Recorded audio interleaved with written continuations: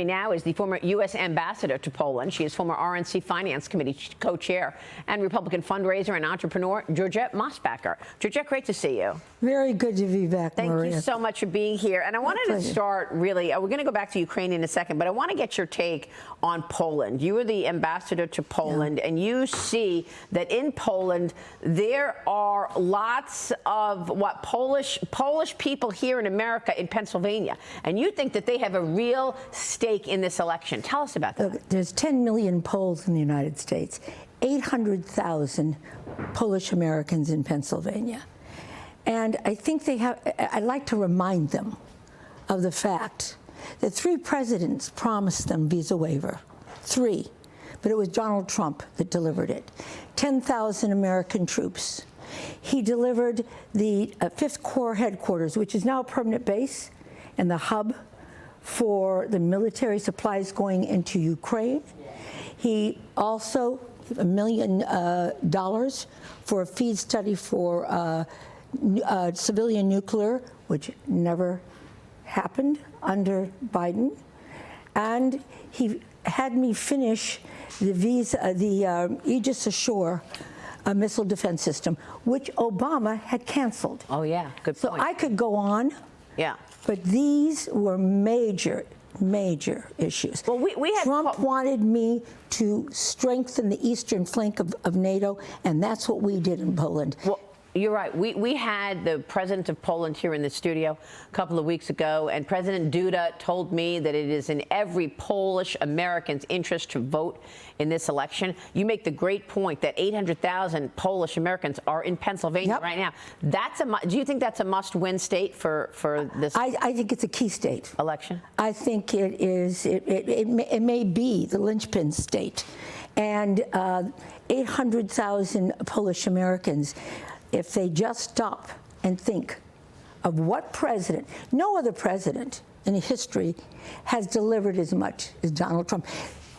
President Trump went twice to Poland and invited President Duda twice to the White House. They have a nice relationship. You can see it. They have a great relationship. Yeah, and Duda, it looks like Duda is a real Trump fan. Meanwhile, Israel says that it killed another Hezbollah official. Widely expected to be the group's next leader, this next terrorist that they took down. The airstrike in Beirut also killed 25 other Hezbollah leaders after the death of the former Hezbollah chief, Hassan Nasrallah.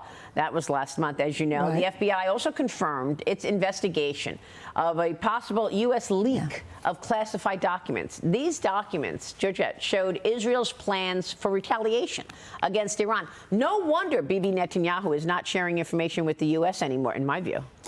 You know, I don't understand this, because I can tell you as ambassador, when it came to classified material, it was so closely held that this is clearly the deep state. And there is no reason why that they haven't figured out by now who it was that leaked that. There are only a handful of people who look at this classified material. This was done on purpose, and this was done because they could. And that's the problem. There is clearly a lack of control in both the Pentagon and the agencies that are supposed to keep these things safe. Well, I mean, isn't this an issue for President Trump? Should he return to the White House? I mean, an ongoing issue. We're going to talk with John Ratcliffe. John Ratcliffe's coming in the studio in a few minutes, the former director of national intelligence. And look, it feels like with the last time Trump was in office, you saw it, Ambassador. As ambassador, you saw it. You know, as he was in office, there was all this undermining going on, right? And so it's still going on. It's still going on. So how does he counter that? Should he return? Well, look, remember, this isn't the only time this has happened. Yeah, I know. Under Biden, all right? This also happened with Ukraine. And so this is a pattern of this White House. And the only way this is stopped is there's got to be a tight hold on these things. And consequences. And consequences. I mean, and how do these people get access? The Ukraine one was a National Guardsman that leaked that. How does a National Guardsman have access to highly classified material? Well, who has access to Israel's retaliation plan against Iran? That's the point. We're not talking about thousands of people. We're talking about a handful of people. Yes, right. So they should be able to know who leaked it, right? Believe me, they should know who leaked it. And I don't believe this was an accident. Yeah.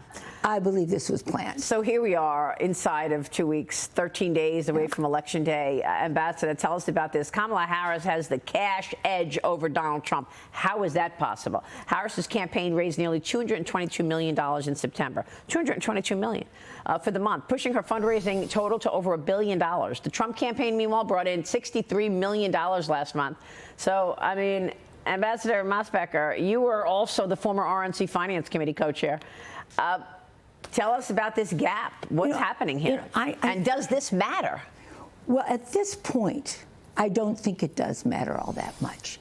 However, you have to remember that the debate between Trump and Biden, all of a sudden the donors stopped writing checks after that debate. Good point, yeah. All right, then there's 2 months of Kamala Harris. And so all that bent up money that was sitting on the sidelines after that debate has now poured in. But frankly, we have 2 weeks left. And the difference between her having a little bit more money than Trump, at the end of the day, this is going to be about a ground game, and it's not going to count that much because it's too late. Yeah. Well, you make a good point. We're 2 weeks away, but it's interesting to see her racking up all of this money while she's not giving us any information about anything. She doesn't articulate a plan. She doesn't articulate, what she's going to do. She keeps flip-flopping back and forth on fracking, on this, on Medicare for all. You mentioned Polish Americans in this country who are potentially about to vote. Do you think they care about the fracking issue, about the flip-flopping issue? Fracking issue, let me put this in perspective. While I was ambassador to Poland, we sold so much LNG to Poland that they did not renew their contract with Gazprom. They were independent of Russian gas and oil. That's extraordinary. And why did that happen? Because we had the LNG to sell them. And under this administration, we have closed down fracking. And Pennsylvania is one of the leading states for fracking. Yeah. So I can't imagine Pennsylvania not going for Trump. All right, we will leave it there. Ambassador Georgette Mosbacher, great to see you. Always good to be here. Thank you so much for being here. Ambassador Mosbacher here.